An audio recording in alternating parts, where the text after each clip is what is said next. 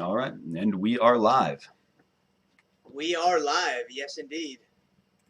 Hey, so just wanted to shout out to, we have two channels going live right now. Oh, whoops. I need to turn off my audio. A little streaming mistake there. So we have Mikey's channel here live and Dr. Jim of TastyTrade and of Live at Cubed.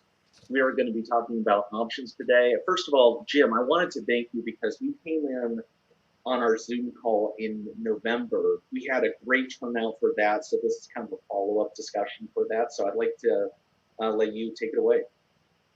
Oh, thank you, man. I really, really appreciate you so much. And so I appreciate everybody that's popping in today. You know, it's a Saturday afternoon. There's so many other things you could be doing.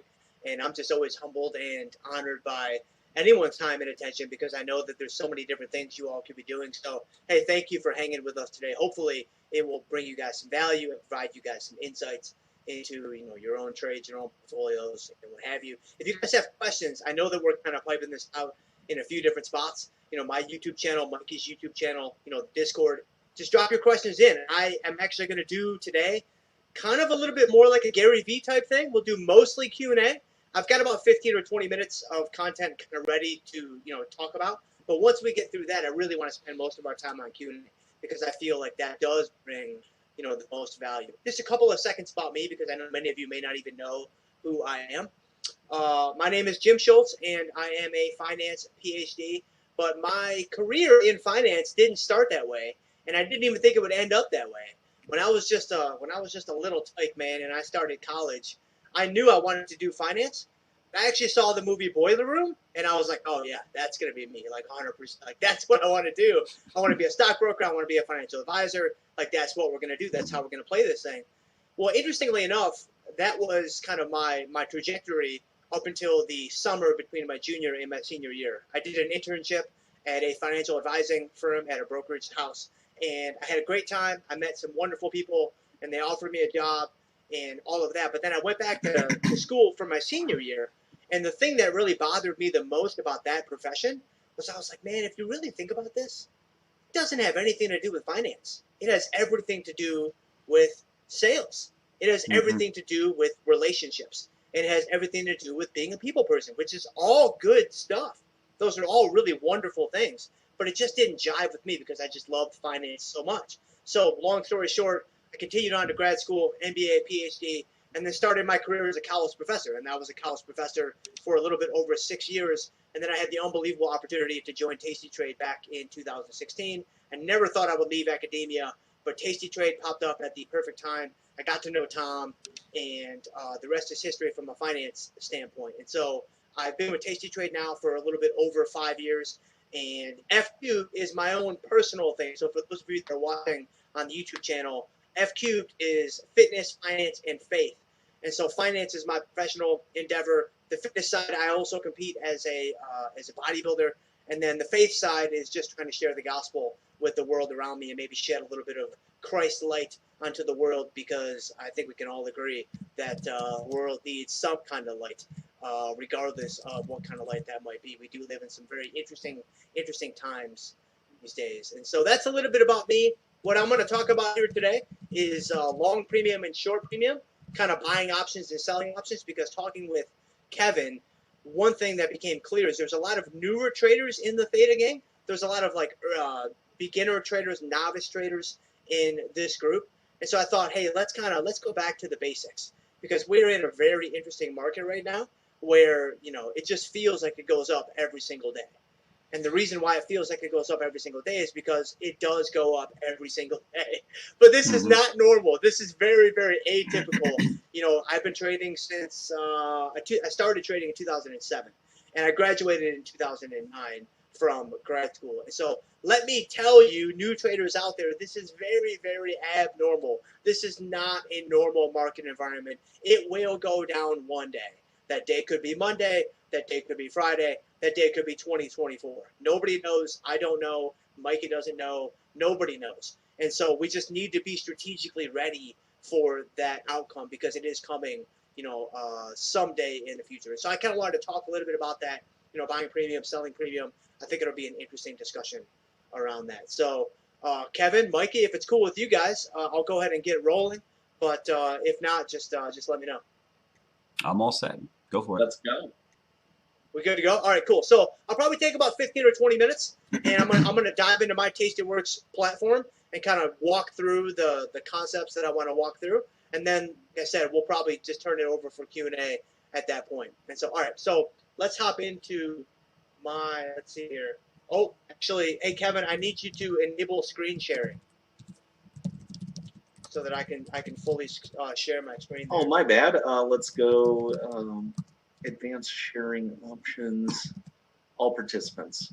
Yeah, we switched over to my personal account, so. Oh, there we go. Yeah. So that should be good. All right, so let me do. All right, so that looks good. All right, so now you guys should be able to see. My screen and all of my craptacular positions that I have on in my portfolio. But I don't have GameStop. I don't have GME. Somehow I avoided the GME disaster, and I know that there have been some questions about GME that have come in beforehand. So we'll loop back around to those here in just a couple of seconds. But what I want to focus on is buying premium and selling premium. So right now, right, it feels like you can predict direction. Like it feels like you know where the market is going because again, it just goes higher and higher and higher. I mean, it's pretty simple. You buy it in the morning, you sell it on the close, you make money. You buy it on the close, you sell it on the next day's close, and you make money. Well, you just got to be careful because it's not usually that easy. And so that's why I wanted to talk about, kind of buying premium and selling premium. So let's just go into, I'm just going to pick a market index. And we can talk about whatever stocks you guys want to talk about today. But I'm just going to pop right into SPY. So if I go into SPY, and let's say I choose the March cycle with 55 days to go. So I open up March with 55 days to go. And if I grab, so let's see here. Let me grab my box here. You can see that SPY is at, almost 383. So you're at the money strike. It's basically right here. You've got your call options on the left. You've got your put options on the right. So let's kind of talk about just the very basic difference between buying an option and selling an option. So let's say that I was bullish on the overall stock market because, again, the market only goes higher. So playing it to the upside, seems like a slam dunk at this point. So you're thinking, all right, I've got the market at 383. I could step in here and I could buy this 390 call. Let's say, right? So I'm going to click on buy the 390 call, and you can see that I'm going to pay a debit of $7 for that 390 call. And of course, the way that this works is I would need SPY to go up to 390, and then anything over 390 is just pure gravy, right? Anything over 390 is going to be pure profit. If I grab my box again, really quick, you guys can see what I'm trying to show here. Boom, max profit is infinitely large. There is no ceiling as to how good this could be for you. There is no maximum on how much you could possibly make. But the other thing that I want to point out that's very, very important is this number right here. So the theta on this position is negative 853. So what does that number even mean? Well, let's step back just 2 seconds. Here's the thing about buying options. So most raise your hand, in your room, in your car, in your office, wherever you happen to be tuning in today, raise your hand if you started your options career buying options. I think everybody started that way. I know I started that way. I think everybody started that way. Because think about it, man. You buy an option, right? My risk is limited, right? My maximum loss on this is $700. If I'm dead wrong, the worst case scenario is I'm out $700. Which, if you have a small account, you only work with a couple $1,000s, like that, you're going to feel that, right? But in the grand scheme of things, it's really not that much money. And you could, of course, find options that are only selling for $100 or $50 or whatever you want to do. But the upside is unlimited. The upside is not capped. And so if you think about that risk-return trade-off, right? If you think about that gimme gotcha exchange, as I like to say, for every gimme there's a gotcha, you're like, man, that gotcha, it's only $7. But that gimme has no limit. That gimme has no ceiling. And so that's very attractive to a lot of people. That's very much, this Powerball mindset, this lottery ticket mindset that just gets every single one of us because I think that's how we are emotionally and behaviorally kind of wired. And so when we learn about the options market and we learn about these derivative products and we see the potential here, it's like, man, I can control 100 shares of SPY. I only have to pay $700. If this thing just keeps screaming higher, then I'm going to make a ton of money. And again, this doesn't have to be SPY. It could be Gamestop. It could be Tesla. It could be Plug. It could be any stock. It doesn't matter. You just fill in the blank, right? But here's the thing. You have to be right directionally. You have to pick direction correctly. With some of you, you're just glossing over that. Like that just went in one ear and out the other because you're like, yeah, I know where it's going. It's going higher. Like I've been watching, man. I've been watching the last 11 years. It's going higher. It's gone higher every single day for 11 years. So why would it stop going higher? It's kind of a fair point. But in the overall landscape of the market, when you look at a broad swath of market history, what you will soon realize is the market is very, very, very random. The market is very, very, very unpredictable. Here's actually a great example of what I'm talking about that we've all just experienced. Like I could talk about October 2008, but some of you maybe weren't trading in October 2008. Some of you maybe weren't even alive in October 2008. So we can talk about that, but it probably won't make a lot of sense. I can talk about December 2018, but that's kind of a distant memory, at this point in, the game. Let's talk about last April. So what happened in April of 2020, right? The stock market crashed. The stock market collapsed. The stock market fell by 30% in like, a week or a month or whatever it was. I mean, it was a huge, huge drawdown in a short period of time. That's not the part where the market showed its randomness, though. That's not the part where the market showed its unpredictability. That was kind of like, man, like this should have happened sooner, right? Like COVID and the virus and the pandemic and all this stuff. And, the market took a while to go down. I mean, we knew about the virus, back in January or December or whenever it was. It took a little while for the market, I don't know, to fall out. I think a lot of people would agree with that. Here's where the random really showed it. It was in the months immediately after that. I'll tell you what nobody saw coming. Not a single person. You won't find anybody anywhere that predicted this happening. The stock market doubling off that bottom. The stock market roaring back to all-time highs within 12 weeks. I mean, look at the chart. It was a straight line higher. Nobody saw that coming, myself included, right? I mean, this was May. This was June. This was when everybody felt like, oh my gosh, I can't go outside. Like we felt like we were all like we were like what's that movie with Sandra Bullock? Bird something. Blindness, Bird Box. Bird Box. We felt like we were living Bird Box. Like I can't even look outside. I can't even look out the window. And the stock market doubled. Nobody saw that coming. There was no vaccine on the horizon. There was no end in sight. We didn't even know. But the market just, for whatever reason, it just went higher. So that's a great example of the market randomness. So what I want to encourage you all to do today is if you buy an option, we're talking about buying call options now. You could, of course, make the same case on the other side of the market, the put side of the market. Just understand very clearly that you have to be right directionally. Because if SPY doesn't move higher in this case, it doesn't go up to 390 or higher, you are going to lose that $7. You are going to lose that $700. But here's where it gets even more interesting. So let me erase all these boxes really quick. And let's see here. Let me go in and so let's erase these boxes. So right now we're in the March cycle, right? We're in the March cycle. We're looking at the 390 call. You can see that the theta on this call is minus $8.50. Here's what that means.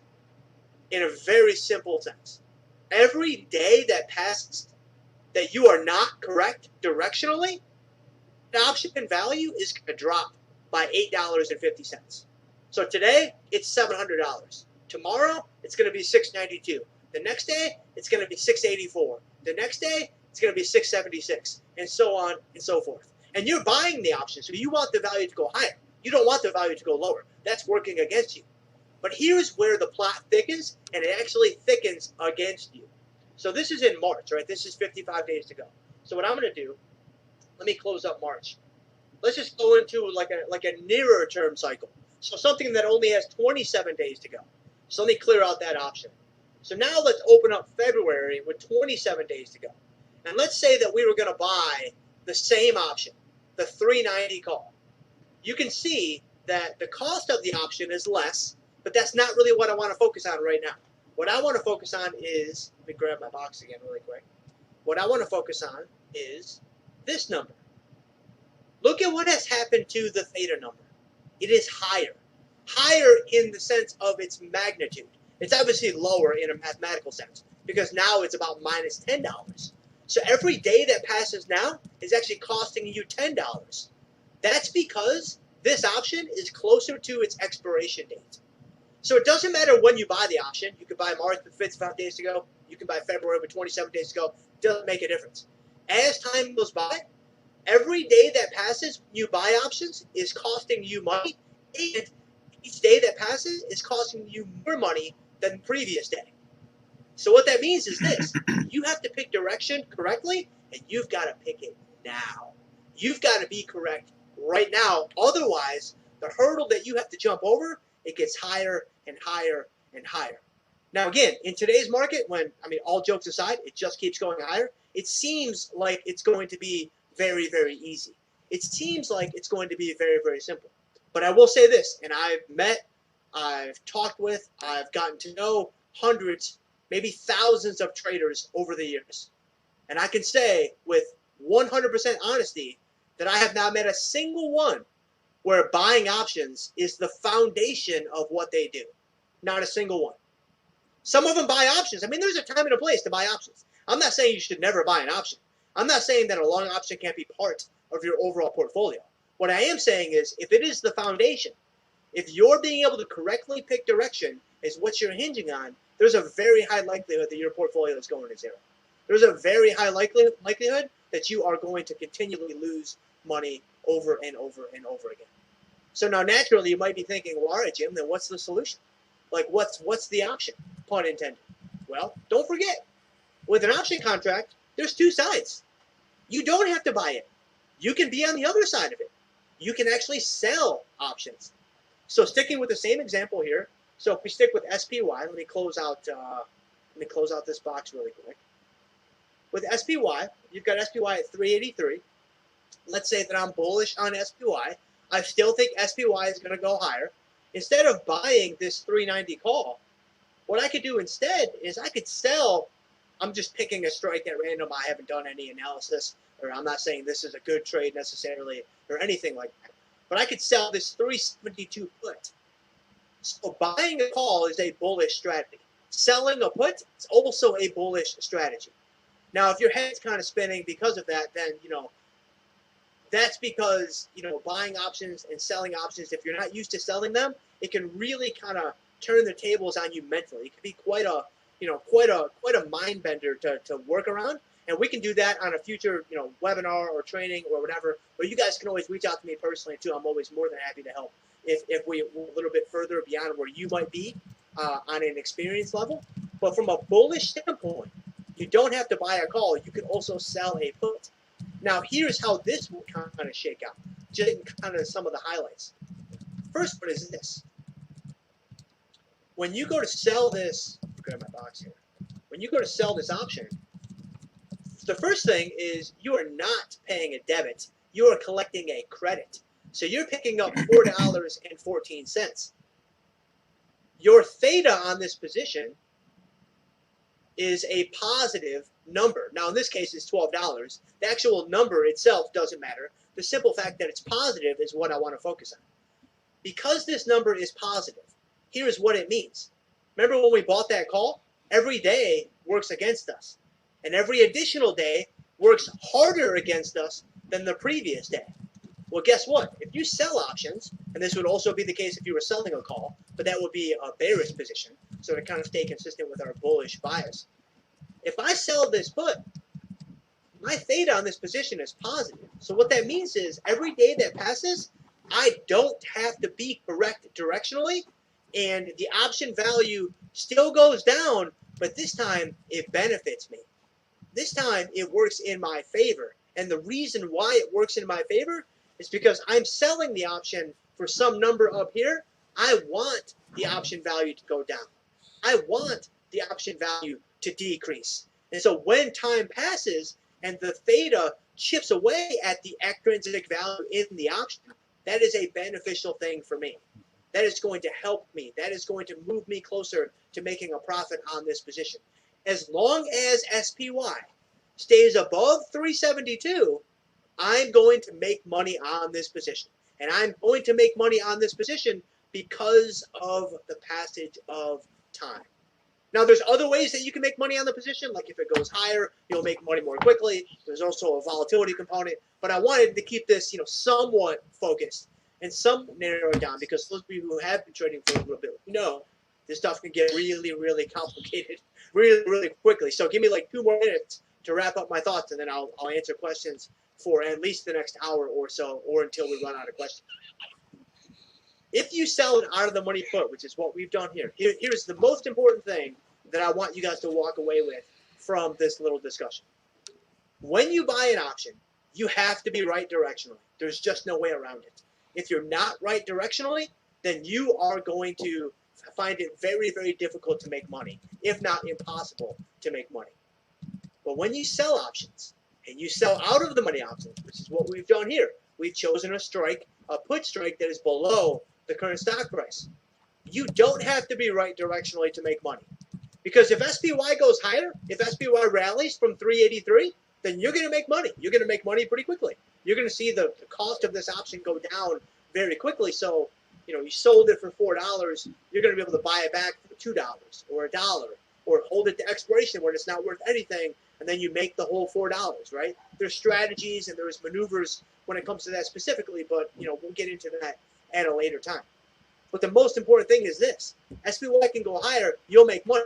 SPY can go nowhere, you'll still make money. SPY can even go down a little bit, so you can be wrong directionally. You could still come out of this position with a profit. If you buy an option and you're wrong directionally, that's never going to happen. You're never going to be able to salvage those positions. I can't think of a scenario where you'd be able to salvage that without adding more risk to the trade. But here, the beauty of selling options is you don't have to pick direction correctly, and you can make money. You can make money consistently, and you can make money for an entire career. And every single one of these traders that I've met and gotten to know and conversed with, selling options is the foundation of what they do. And so, we just barely scratched the surface, but again, I'm right at about 20 minutes. I didn't want to take too much time. For those of you somewhat are familiar with my content, you know that I'll get one little nugget, man, and I'll go for like 45 minutes. So I got to be a little careful. I got to rein myself in a little bit. And so, now, I'd be happy to take any questions you guys have that may have come in. I'm going to let Kevin and Mikey kind of help with those. And, yeah. Yeah, so Dr. Jim, you did the options crash course, which we constantly shill on our channel because it's just a great introduction. If you join our Discord, we have a playlist link to that. We're going to post it into the chat. But it's basically just everything that you explained in 20 minutes expanded upon and giving you the basics from to be able to make these trades on a regular, consistent basis. One of the most common questions I get in the Discord is that trade that you set up there is mathematically sound. It's got a probability of profit at 75%, P50 of 85%. But people will say, why should I risk $6,500 to make $400? Isn't that just picking up pennies in front of the steamroller? How would you answer that? That's a great question. And I'm glad you brought that up, because I wanted to get into this too, but I looked down at the time and I was somewhat aware of where I was at. But this is a great question. So, let's take a look at this. This is great. We looked at the long option, right, where you're spending $700 and your max gain is infinite large. Take a look at a scenario. Your max profit is $400. My max loss, you said $6,000. That's just your buying power. Theoretically, right, it's $36,000. Exactly. If SPY goes to zero. Exactly. Let's be fair about this, right? Theoretically, if SPY goes to zero, you could lose 36 grand. So if the stock market goes to zero, you will lose $36,000. Now I can assure you, if the SPY does go to zero, you're actually not going to be worried about losing $36,000, because there's going to be bigger things happening that you're going to have to worry about. So theoretically, this is a possibility. Practically, it's not going to happen. SPY is not going to go to zero. Now we can't say that about Gamestop. We can't say that about Plug. We can't say that about individual stocks. Indexes, it's a pretty safe play that they're not going to go to the theoretical limits. But to answer your question a little bit more directly, this is it, man. I kind of referenced it a couple minutes ago, but this is the classic gimme gotcha exchange, right? The thing about options that it fascinates me, it frustrates me. It's just this constant waxing and waning of emotions. It's always a gimme gotcha exchange. For every gimme, there's a gotcha. You're never going to find a perfect system. You're never going to find the holy grail that's without risk. It does not exist. You have to give something up in exchange for something else. So when you buy an option, right, what's your biggest gimme? Your biggest gimme is unlimited upside. That's the biggest gimme on the board. And so that's why it lures so many people in. What's your biggest gotcha, or what are the gotchas that you need to be aware of? Well, it's basically what we talked about. Number one, you have to be right directionally. Number two, time is working against you. And so those are two big gotchas. I guess another gimme would be, your maximum loss is so much less than it might be with a short option. On the other side of the market, the gimme gotcha is exchanged. The gimme gotcha is flipped over. The most you can make is only a couple $100. In this case, $400. The most you can lose is $36,000. So most people, when they look at that, they're like, this has to be, there must be a trick in here somewhere. Like, this just seems so obvious. Everybody should choose long options. Everybody should choose buying options. That's the only way you're going to make money in this marketplace. And so people look at this and they're like, exactly like what you said. This is just like picking up nickels in front of a steamroller. This is just like, this is ridiculous, right? There's no way that this is going to make money. Well, here is what's interesting, and there's so much research that has shown this. The research at TastyTrade that we do, even academic research that I did and read and looked at when I was back in my PhD and my professor days, it has shown this over and over and over again.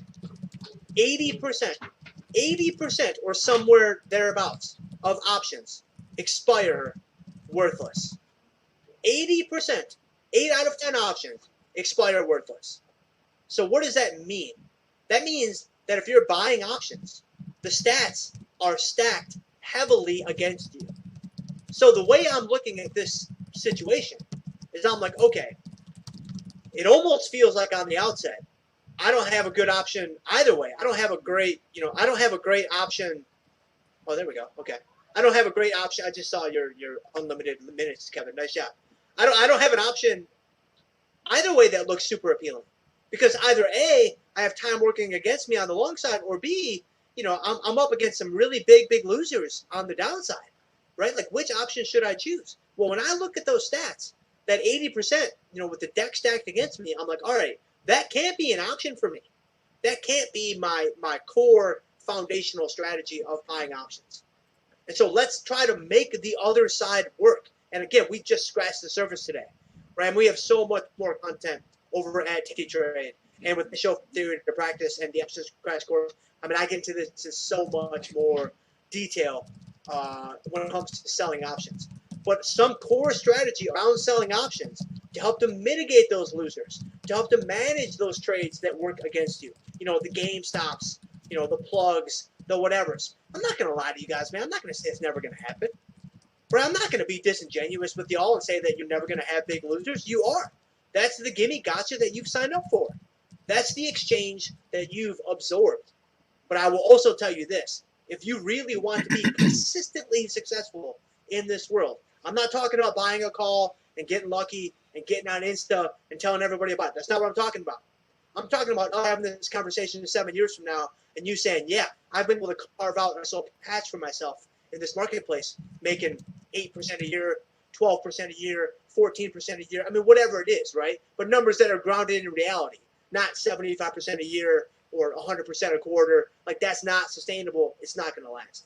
And so I don't know, Kevin. I think I may have answered your question somewhere in there, but no, I think that's really good, because in 2020 I made a New Year's resolution to not buy options. I didn't buy an option the entire year except as part of like a vertical spread or a calendar spread or that kind of thing. And it was my first year like with a really strong performance. I think I was about 40%. And now that's not repeatable. That was taking on some pretty high risk. But I think Mikey and a lot of people in Theta only did very well in a very turbulent year because we sold options and didn't buy it. I'm looking at the chat right now. We have over 250 people across 2 different YouTube channels watching. So I wanted to thank everyone for joining both the FCubed channel and Mikey's channel.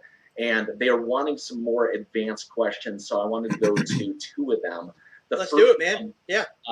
Being everyone seems to be asking about GameStop. And one of the things they're asking about is if I were to sell a Leap straddle, I could have zero risk to the downside because the IV is so high. So if you were to go to the Jan 21, 2022 strikes and go to something like the 55 or the 60, you're going to get almost zero risk to the downside. And the theta is going to be 6 for 2400, which isn't that inefficient. But traditionally, tasty methods say 45 days is kind of the intersection between gamma risk and theta decay. We know theta decay slows as you get further beyond 60 days. However, when an opportunity like this arises, can you take it? And what do you think are hidden downsides that people aren't seeing to a trade like this? Yeah, so that's a really great question, and so a couple of things. So when it comes to Leap options,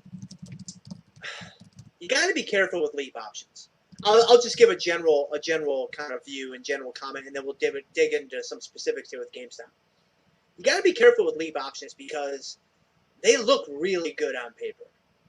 Like they look really good in theory, but then once you get into practice, it's a little bit different. It's a little bit different because now you're going to have this position on, and we're not talking about what I just said applies to all Leap options, but it especially applies to a Leap option like this in GameStop, in Plug, something like that. You have a Leap option in SPY. You have a Leap option in GLD, the gold index. I mean that's a little bit different because those things aren't going to move. GameStop moved $22 on Friday. Right? It's like, that's not going to happen in the indexes, right? So you're going to be able to, sleep at night. You're going to be able to live your life without feeling glued to the screen to know what GameStop is doing. Because I'm going to tell you something right now. Like, this looks like a no-brainer. This looks like a slam up. Like, man, no risk to the downside. They're $4 and it's going to work ever. It's like, there's no way this isn't going to work. Right? Well, I'll tell you what. You sell this option. Let's say you sold this option Friday on the close. Right? Because you're like, man, there is no way. Look at GameStop. There is no way that this thing's going to go up another $20. I'll tell you who's been saying that for the last 18 months. Every single short Tesla position. Every single one. And what has Tesla done? It's gone up every single day by 3%, 5%, 7%. And then it split. And then after the split, people are like, oh, yeah, it's over now. No, not at all. It's almost back to its pre-split price. It's like halfway there. That's crazy, man. That's crazy. And so I don't remember who said this quote. It may have been one of the former chairmen or chairwomen of the Federal Reserve, but the markets can stay irrational longer than you can remain solvent. That may have been Alan Greenspan, actually. I'm not sure. But it's so true. And it's very true right now with GameStop. If you sold this straddle on Friday, and you're like, oh, man, this is it, slam dunk, like this is the thing, I'm sending my kids to college with this straddle, like here it is, right? Well, GameStop goes up $15 on Monday. That's going to catch your attention. GameStop goes up another $18 on Tuesday. That's going to rustle your jimmies a little bit because you're going to be like, wow, I got to sit in here until January next year. Like that's going to be a bumpy ride. And so not only do we see more opportunity in the shorter cycles, like 45 days to go because of the decay curve and where you're positioned, but there's so much more flexibility. And so just understand that when you look at a situation like this, and we can talk about more specifics around GameStop too, but I think this is a good starting point and it kind of addresses your question.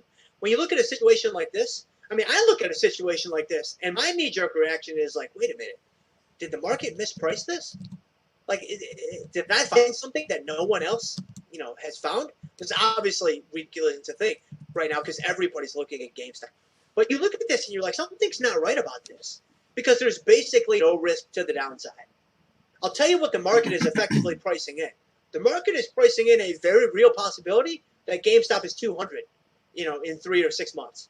or by the end of the year, GameStop is 250 or 300. Again, you think it's crazy? Everybody thought it was crazy with Tesla. Everybody thought it was crazy with, Priceline back in the day. Priceline was like $3. And then the next thing you know, you look up and it's $1,150. And it's like, man, nobody saw that coming, right? And so is GameStop on the same trajectory? I don't know. And you don't know. And nobody knows. And so that's why, risk control, position, sizing, these things are so important. And so, just from a GameStop overview position with the pricing metrics we see today, that would be my response. And we can talk about more specifics if people have specific positions or anything like that. But that's kind of how I would start that discussion. No, I think that's a great point. And also, I mean, we're only, 10 years away from removed from this happening with Volkswagen, where people got destroyed on positions like that. And that was a far bigger company. So the most popular question right now that I'm seeing is beta-weighted delta relative to account size or buying power allocated. How would you go about correcting your portfolio when it gets too directional? And maybe give an example of an account size. So let's say we're talking about maybe a $10,000 account. So people can either divide by 10 if they got a small account or multiply, whatever. Yep. So let's start with and we'll use SPY because it's just a market index and it's going to help us make the point that I want to make today. Let's just start with some understanding around, proper position sizing for your account size. So if we start with $10,000. So if I've got, I'm going to grab my pen here. So if I've got 10K, I've got $10,000. Need to draw all that on the screen there. So SPY is $382. So I'm just going to make this really simple. Let's say that it was $400. That would mean that 100 shares of SPY would be $40,000. So if I have a $10,000 portfolio, I effectively have 1/4 the exposure of 100 shares of SPY. If I look at my beta-weighted deltas,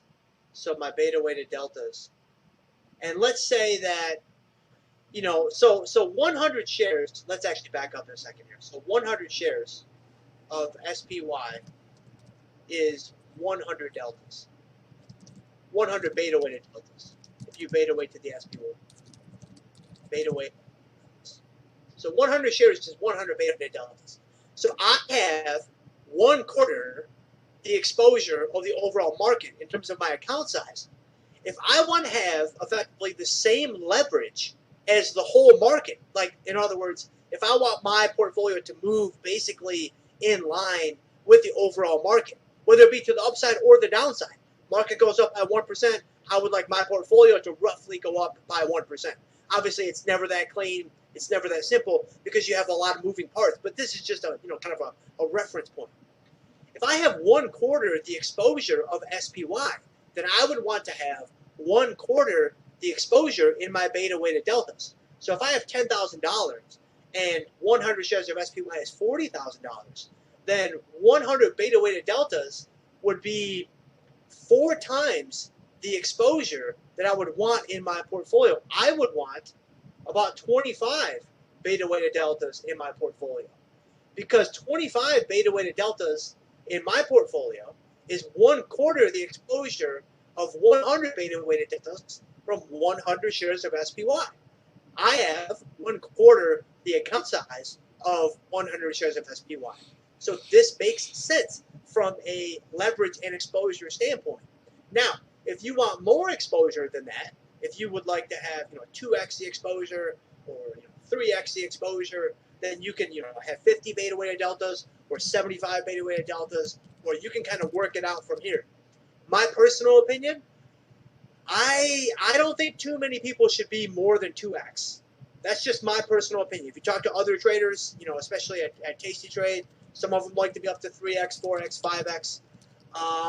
Yeah, I don't like that. I don't like the gamey gotcha there. I don't like the heavy emphasis on direction. When again, we don't know where anything is going, especially not in the 45-day time horizon. Like obviously, the market is going to go higher over time.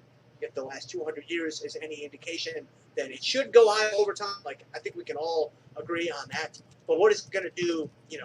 This month, these 45 days, this cycle, this year, I really don't think anybody knows. And so having too much of an emphasis on direction can be really, really problematic. But at the same time, it's fun. It's fun to be directional, right? Like I personally, I have a long bias in the marketplace. I've had a long bias for the last couple of years. Most of the traders at TastyTrade are short. And so it's kind of fun, right? It's kind of fun to, kind of jab at each other and just have a bias and all that kind of stuff. Like I'm not saying not to have a directional bias at all, but just keep it kind of reined in and keep it kind of curtailed. Now, there was a second piece to your question. What happens if you're too directional? So what happens if, like right now, somebody out there they might have about a $10,000 account, and they're like, yeah, Jim, I kind of like what you're saying. I like what you're laying down here today. But I'm looking at my beta weighted deltas right now, and maybe they're like 90, right? So you're thinking, how do I get down to 25? Well, you basically have two options, and they're both fairly simple. Number one, if you have 90 beta weighted deltas, and let's just say for the sake of argument that they're positive. It could be negative too. This applies to either side of the market. That means you have a lot of long positions. That means that you have a heavy directional bias to the upside. All you have to do is sell some of those positions or buy back some of those positions depending on which side of the market you're on. Close some of those positions. And then you can take this 90 beta weighted deltas and you can turn it into 60. You can turn it into 30 by closing current positions. That's one, avenue that you could explore moving forward. The other one is you could add new positions. So you have, positive 90 beta weighted deltas, and you want to bring your deltas in line. If you have some capital on the sidelines, which we can talk about capital utilization and stuff like that too, but if you have some capital that you can put to work, then put on some bearish positions. Sell some call spreads, do some skewed strangles. You could buy some put spreads if you want to. Don't buy any naked puts. Hopefully you were listening, 30 minutes ago. But there's a couple different things that you could do from a strategic standpoint. So that's kind of what I would say. So hopefully that kind of helps everybody out there, Kevin. So I have a question for both of you, and this is coming a lot from Mikey's channel and the live feed there. Poor man's covered calls seem to be the hottest strategy right now. Like in the Discord, I get questions more about that strategy than any other. Mikey, you've been killing it with those. I'm more of a short delta guy, so I don't have any PMCCs running right now. But I wanted to get both of your feedbacks on what you see what you like about it, and maybe some drawbacks that people aren't seeing when they're putting on these trades. So, Mikey, we haven't heard from you yet, so I'll let you start. Yeah, how's my sound coming through? Am I coming through clear? Oh, yeah. So you're coming through Okay, good on cool. mine. We're going to wait for a few seconds on the chat because there's a delay to hear, but so far so good on my side. Okay, cool. All right, I'll take it slow then. So I mean, right now, kind of what we've been saying, it's really, really hard to be bearish. Having a delta negative portfolio right now it's not where I want to be because I'm seeing so much growth in the market. I want to take on positions where I have long exposure, but I also want to have some protection in case the market starts to level out, it goes down, IV decreases. Taking on a poor man's covered call allows me to get that high delta from the leaps, or 6 months, 1 year, however long your long call is. And then in the short term, you're selling out of the money covered calls. You're selling out of the money really naked calls. You know what I'm talking about. And then you're receiving that premium that you can reinvest in whatever direction you want to. So you're receiving premium, you can then reinvest that into shares. You can speculate with long calls. You can hedge your downside. You get a lot of different flexibility, a lot of different options when you do it. And if you're selling those out of the money calls, then you're very often in a good opportunity. You have a good opportunity to roll if it does indeed get blown out. If the stock goes too high, your leaps has now increased in value. You had a nice 80 to 90 delta on it, so you're not at risk of actually losing money unless the stock really just goes flying. And often enough, you can just roll out into the next position. And if you're not working with a $200,000 account, maybe you've got $15,000, that's enough to take on an equivalently large bullish position by using leaps to kind of leverage in to get that higher point of delta. And you don't have to sell covered calls all the time against those leaps. You can just stay naked on the leaps if you want to. I do realize that this is really banking on continuous bullish movement in the market. But since I've been trading in 2009, I have never ever seen a bearish market.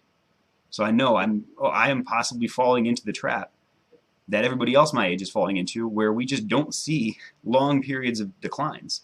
And we've got the fund rates, or the interest rates rather, are staying super low for at least a couple more years. I just don't see a lot of bearish pressure on the market right now. So that's why I'm trying to leverage in using the PMCCs, but I still want to get the premium that I can now reinvest, and that's why I use the covered calls. Does that make sense? So Mikey talks about like capital efficiency, and I completely agree that it's a very capital efficient strategy compared to, say, buying stock and that kind of thing. Now, the difference between how you set up the PMCC versus how I think Jim and I set up, I'll give my example. I typically, if I were to do a PMCC, I'm setting up my long call 90 days out at about 75 delta, and my short call at about 45 days out at the 35 delta. So I have about a 40 delta difference and a 45-day difference. Jim, what are your mechanics on it, and what is your commentary on like Mike's view? Because he's killed it in the last year on that, and if I had to pull the Discord, I think 95% of the people are super bullish in it. Now, I'm a product of growing up during .com, and it scared the hell out of me. So I've lived through like 2 massive market corrections. So I tend to be a little bit more bearish. And I know people like Tom are also short delta. So I want to get your feedback on PMCCs. Yeah, wow. So that's really good. Let me comment on what Mikey said though first, because that was really interesting. And so thanks for kind of sharing your view on not only the poor man's strategy, but just you're starting in 2009, basically having, you basically started at the bottom tick. Like you basically grabbed the bottom tick, and that was the start of your trading career. And so that's pretty cool, man. Like that's really, really cool. Well, to be fair, just funny, really quickly, funny story. So in 2009, I wasn't trading actual stocks. I was trading penny stocks until like 2011. So I did miss that bottom tick. And my very first purchase with that penny stock was a Chinese newspaper company that went bankrupt before it published a single paper. But I watched, as actual investors were making money from the very beginning point. So you kind of see where I'm coming from. It's really hard to even have a bearish sell in my body right now. No, I'm right there with you, man. No, totally. And to be clear, I actually am still bullish on this marketplace. I think that the conditions are still too ripe for economic growth and expansion. I mean, you mentioned the Fed and interest rates and things like that. I mean, it's prior to the virus. I mean, we had a robust economy in the United States, and I think we had a pretty robust economy globally. And I don't want to turn this into a macro discussion, but I just wanted to say that I'm actually right there with you. I think we might continue to see higher prices. I see the S&P hitting 4,000. I absolutely do. I see that happening, sooner rather than later. And so I'm right there with you. What I want to do though, and then I'll get right back into the poor man's covered call though. What I'm really interested in doing for everyone, especially someone who maybe hasn't seen too much sustained downward pressure on the marketplace, I just want to set everybody up strategically so that they're not only relying on direction. Because if you're relying on direction and you're correct, that's the fastest way to make money. There's no question. That is the fastest way to go from A to B. But man, that's a really, really big if. And I just want people to have a little bit more, let's say, strategic tools for their toolbox. And so by understanding, the probability landscape, by understanding, the out of the moneyness and the difference between buying options and selling options, it can really, really help. From a poor man's strategy though, so let me back up a second. I am actually a huge, huge fan. You guys won't hear me talk about this too often on TastyTrade because it doesn't really fit with what we do as active traders. And this might not even fit with a lot of people that are watching this today, but it'll make sense as to why I'm bringing this up here in a second. I am a huge, huge proponent of the standard covered call. Standard. I'm not even talking about poor man's. I'm talking about buying the shares, stuffing them away in your stock drawer, and then selling calls against them. I love that strategy for a lot of people that I meet all the time, family, family members, friends, people that don't really want to be actively involved in the marketplace, but they want to harness the power that is available through products like options. And I'm like, hey, this is what you need to do. You need to be selling calls against your shares. I don't care how bullish you are. I don't care how right you think you're going to be. You just need another income stream. You need to diversify your profit pillars, your profit potential. And so I'm a huge fan of the covered call, just as a generalized strategy. Now, honing in on a poor man's covered call, The poor man's covered call is a lot more capital efficient than a regular covered call because you're buying that 80 or 90 delta call option in place of the shares. That's only going to cost you a fraction of the capital. And then typically, you know, you might skip a strike or two with your short option. I know you actually mentioned doing it in an elite style fashion, and so I'm kind of fascinated by that. I would probably choose the shorter term cycles, very similar to how Kevin kind of sets his up. I personally, though, I don't love poor man's covered calls as an active strategy. I just, that's not really something that I utilize a lot because if I'm going to tie up my capital in a 30 or 45 day time horizon and I'm going to want to have quick turnaround on that capital and I want to continually have it ready for new opportunities, the poor man's covered call is not really something that is forefront on my mind. I would much prefer to you know, slide into a ratio spread or slide into, you know, a strangle or even a skewed strangle or even just a regular short put. Like those are kind of my go-to strategies. Because remember, right, with a poor man's covered call, you're still limiting your upside. So this is very much an apples to apples, you know, conversation. Like if we're talking about naked calls, naked long calls against like a put ratio spread, that's like apples to like kiwi. Like that's completely different.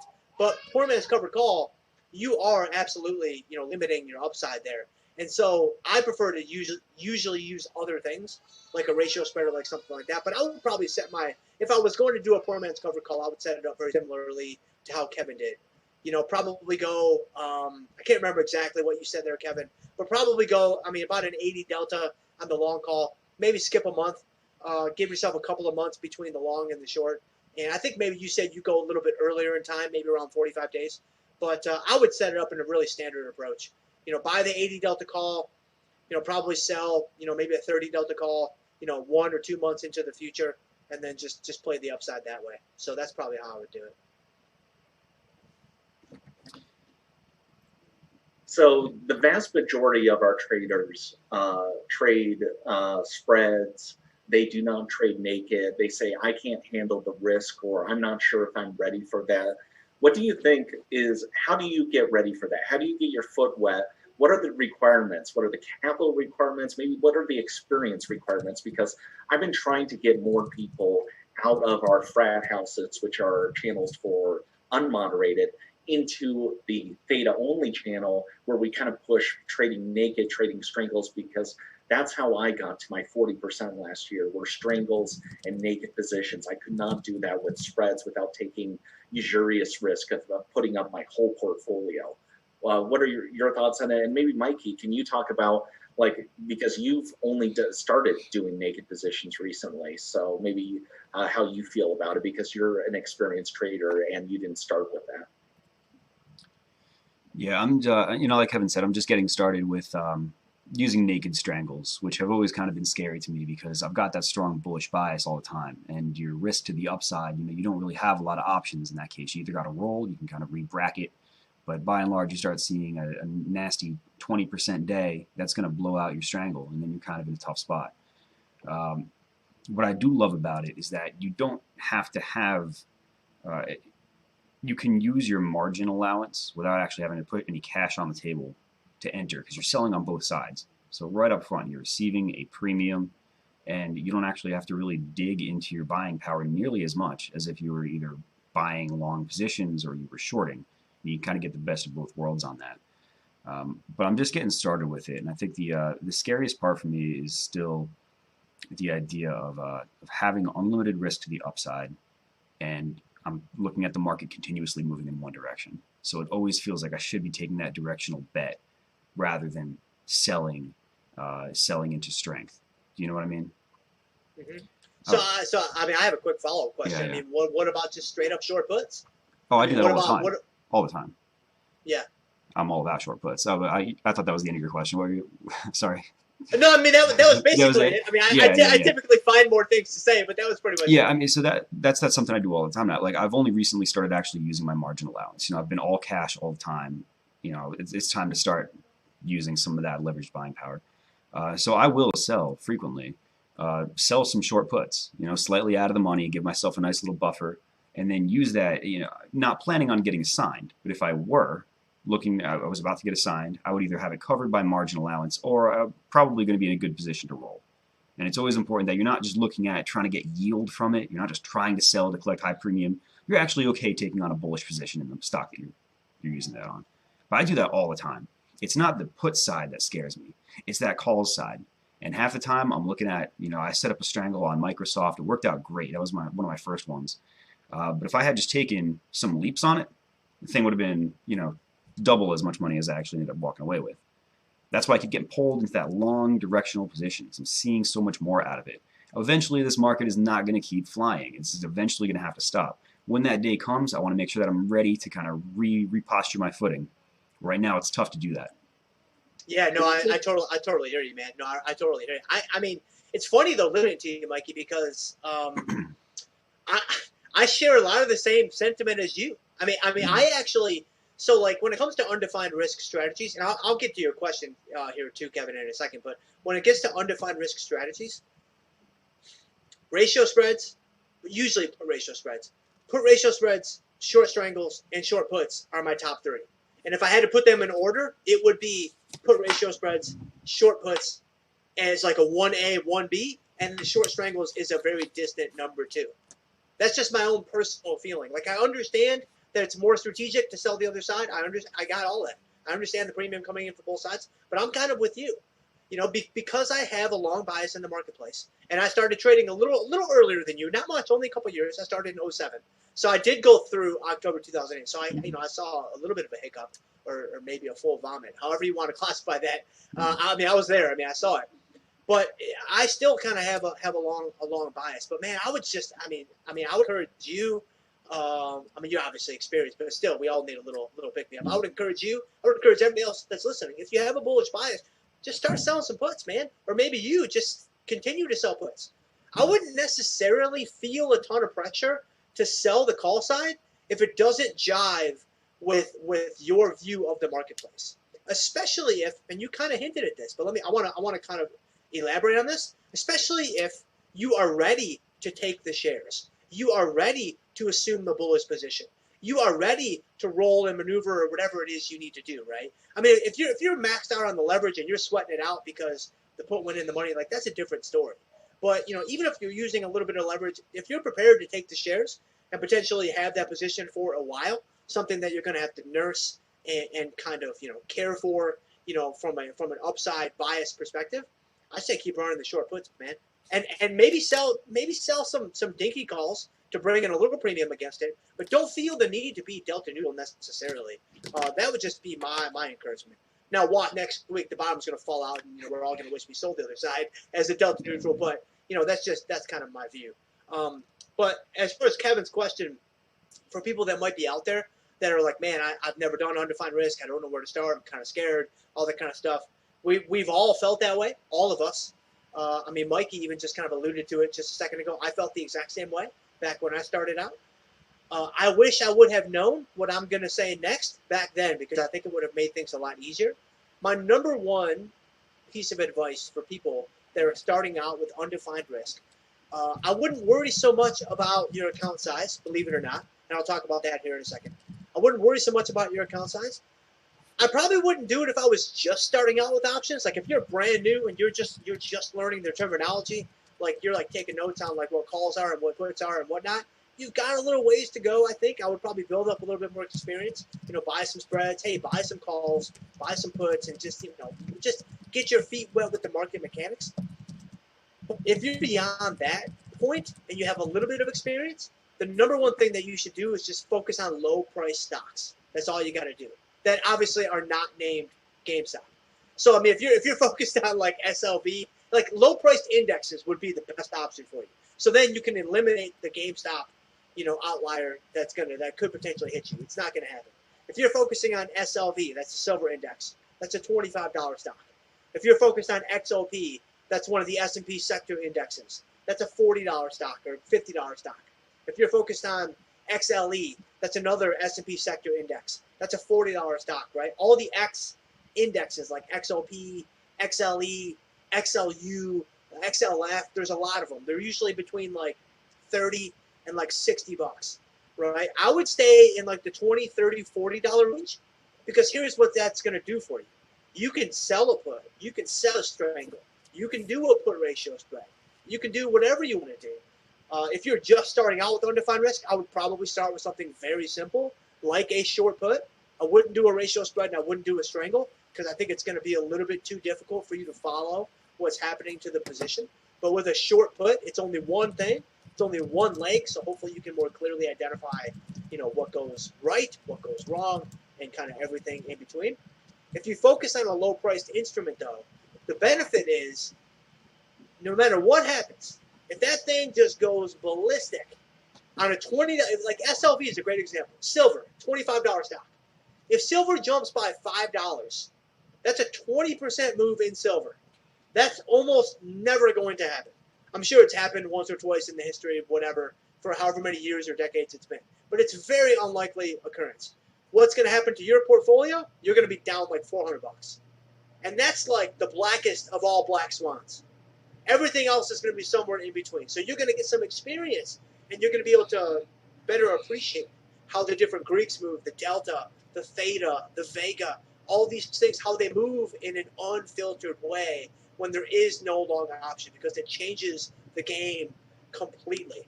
Now, again, remember, you're on the short side of the option contract, so that changes the game too. But I would just start with low-price stocks. It is the #1 best piece of advice that I could give for somebody starting out with undefined risk. So finally, when it comes to putting on positions, I think Mikey and I have very different approaches. Like when we're selling puts, I'm looking purely at the premium. I don't care what the company is, and I never take assignment. Mikey tends to research his companies. He likes the company, and he doesn't mind getting assigned. He sees it as a positive because then he could get shares really cheap and have the upside. I'm curious, because of your experience, what is your position, and what have you seen with maybe some successful traders in the past? Yeah, so, that is a really good question, because I kind of have, there's kind of two different groups, and there's kind of two different factions of folks that I have seen be very, very successful. There's the kind of the TastyTrade group and the TastyTrade faction, where, we're focused on the 30, 45-day time horizon.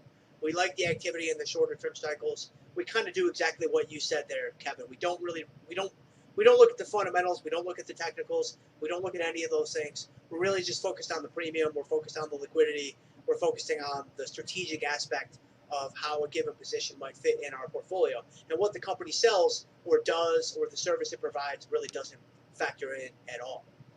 There's a ton of opportunity to be successful in that arena. In that group of traders, in that group of like-minded people, there's a ton of opportunity for success, without question. There is another group, though, that I think Mikey might, he sounds like he's kind of a hybrid between the two. There is another group, though, and I kind of alluded to these people before, that just in the last couple of years, as people, I mean, obviously my family and friends, they all know what I do, and they know, what I have spent my life trying to learn and figure out, being in the markets and options and all that kind of stuff. So I have an opportunity to communicate with a lot of them about their portfolios, about what's going on, and things like that. And people who just want to use options as a supplement to an all-stock portfolio, they can be wildly successful too, especially in, the greatest bull market that we've ever seen. And so anybody who's owned stock has done well the last 10 or 11 years. Well, anybody who has owned stock plus some options has potentially done even better. Now, again, if you bought Tesla at the bottom, no, you can't beat that. If you bought, GameStop, at the bottom, you can't beat that, right? I mean, there's certain things, something that moves straight up in a vertical and higher, it's really difficult to beat. But for everybody that's kind of watching and listening and accessing, the talk today, you can be successful in a couple different ways here. You can take a more conservative approach. You can take a more kind of hands-off approach. Just have some stock and use options as a supplement. I'm not opposed to that. If somebody has something else they want to do with their life and they don't really want to be glued to their screens all the time, and they just want to kind of have the strategies working for them, I'm all for it. I do think there's more opportunity in the more active space, absolutely. But I respect the fact that some people may not want to do that. And I've met so many people over the years that, like, again, it sounds good on paper, but it's like, man, I got a life I want to live. I got kids. I got a wife. I got a husband. I got a job. I got this and that. It's like I just kind of want to have these things working for me, and I pop in there every once in a while. So I want to encourage people out there because I have a feeling you have, traders from of all shapes and sizes. There's opportunity in a really active space, and there's opportunity in a less active space. I would just encourage everybody to, use options in some way, add that strategic diversification to their portfolio. And I think that everybody that's watching this through the Theta Gang is already doing that, so it's not a difficult sell. But that would kind of be my response there. So we're getting low on time. I wanted to talk about your site because a lot of people are coming in through Mikey's channel. I know your channel has been started a bit ago. It's growing. It's up to now 2,500 subscribers, so congratulations on that. Oh, wow. So I know a lot of people right now actually switched over to Mikey's stream because they were saying they're not able to hear Mikey and I well on the audio. So, but you had quite a few people watching then. Why don't you talk about LiveFCubed, your YouTube channel, your Twitter, the stuff you've been broadcasting on there? Oh, man, awesome. Yeah, thank you. Yeah, actually, I didn't think about that, but as we were setting it up, yeah, people that are watching on my channel, they can't hear you. They can't hear you or Mike at all. And so I guess that was, that would make sense that they can't hear him that well because they probably can't hear him at all. And so we'll have to fix that. We'll have to fix that for the next one. But sorry about that, guys. LiveFCubed. I mean, on my YouTube channel, because I do so much finance stuff with TastyTrade, From Theory to Practice, and the other shows that I host, most of my YouTube stuff is the fitness side and the faith side. And so from a fitness standpoint, I've been a competitive bodybuilder for, I'm 39, and I started when I was 19. And so I've taken the stage more than a dozen times in a lot of different competitions over the years. And I grew up actually as a really, really big kid. I was made fun of. I was picked on. I was the fat kid in the group. I mean, I was all those things. And so when I graduated high school, I was like, man, we got to do something different. And so I actually read Arnold Schwarzenegger's biography, and I was really inspired by that. And so from that, I found natural bodybuilding, and I've competed as a drug-free bodybuilder ever since. And in 2017, I actually I was very fortunate. I almost turned pro in 2017. I took second at one of the shows that I did. I won the novice title, and I almost turned pro. And so the next time I take the stage, that's going to kind of be the objective. But if anybody's out there that, maybe they've been overweight for most of their life, or maybe they've been, the big person in the group, like, hey, I've literally lived that life. And so I can speak to that, through firsthand experiences. So a lot of my content is tailored to that. It's for people that are really serious, that really want to make a lifestyle change or have made a lifestyle change. And they're very, very serious about weightlifting. They're very, very serious about training. They're very, very serious about, physique development. And so I try to come at that from every angle I possibly can, speaking directly to somebody that, they can't just show up and look great, right? Like, that's not the life I've ever lived, and so that's not really who I'm talking to. So if anybody out there kind of, shares that same story, then some of the content from a fitness standpoint might be useful. And then from a faith standpoint, man, I'm a Christian, just trying to share the gospel, man. Just trying to share the gospel of Jesus out there with the world, and just try to speak truth into people's lives. And so sometimes we open up the Bible, sometimes we do some other things, and sometimes we just do some topical stuff, and other times we just kind of talk about what God might be speaking into people's lives. And so I feel like I have a pretty unique opportunity to kind of share the Bible and biblical truth with the world. And so I take that very seriously, and I treat it as a tremendous opportunity to bring God's kingdom into people's lives. And so for whatever reason, he's given me this little platform. And so I'm like, all right, let's talk about finance.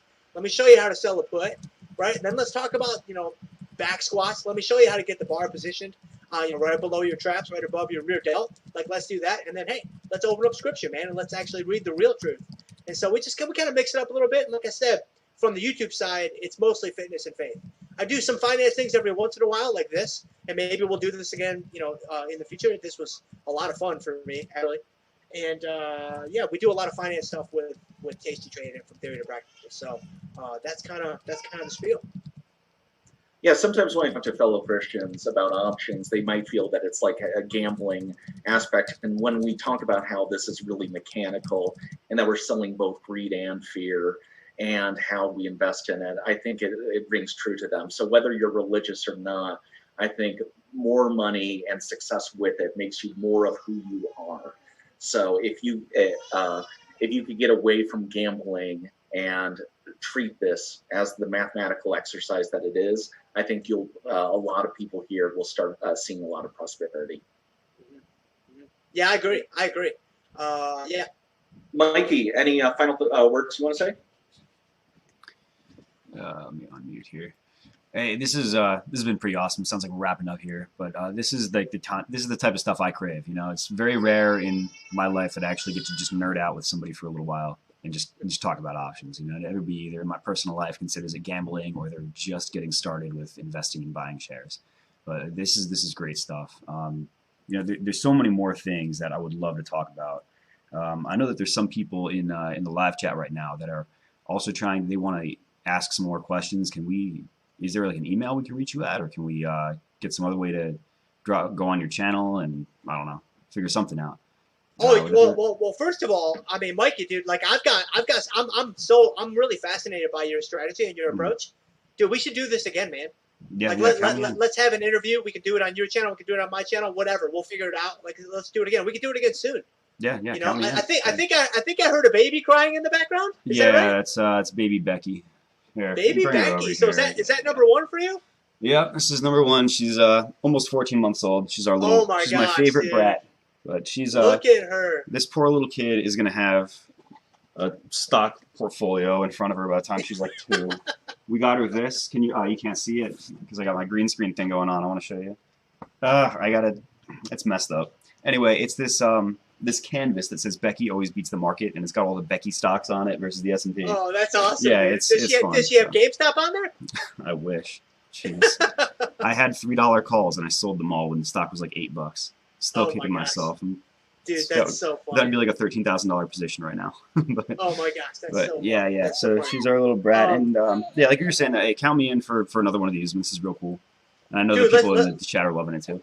Yeah, no, let's do it again really soon, and I'll get the audio fixed on my angle. I know what went wrong, but we'll get fixed that for the. And finally, as you can see, the hat and the polo that everyone's wearing, Bonanza is shutting down my print-on-demand store. So this is the final week that you could order both the hat and the polo. We'll go live again in a few months with a different design, but this is your last chance to order it. You have 1 week to put in your orders before it will go away. So it might be a collector's. Any announcements? Yeah. There you go. And my email. So my email, Kevin. Maybe you could write this in the chat. That'd be great. My email is just J. So my first initial, and then Schultz. So SCHULTZ, and then just F3. So Frank3 @gmail.com. All right. You might have a couple coming your way. Yeah, no, please, guys. Hit me up on the YouTube channel. Mm-hmm. On social media, I'm just J Schultz F30, pretty much across the board. Twitter, Instagram, Facebook, all the regular ones, LinkedIn, all that stuff. And was that with a Z at the end? Yep. So J Schultz F30 @gmail. Okay, so yeah, I screwed it up. Not Mike's. Sorry, I'm typoed. Yeah, Mike's Boomer did. Well, I heard the F3 out of nowhere, and I wasn't ready for that, and it kind of screwed me up. Yeah, there you go. Just in case anybody copied and pasted the wrong place. Okay, we're good. All right, then. Well, let's end the stream. There we go. Okay, cool. All right, hey, thanks everybody for tuning in. I'm going to end the stream here. Appreciate all you guys, and for those that sent me the super chats, really appreciate that too. It's awesome.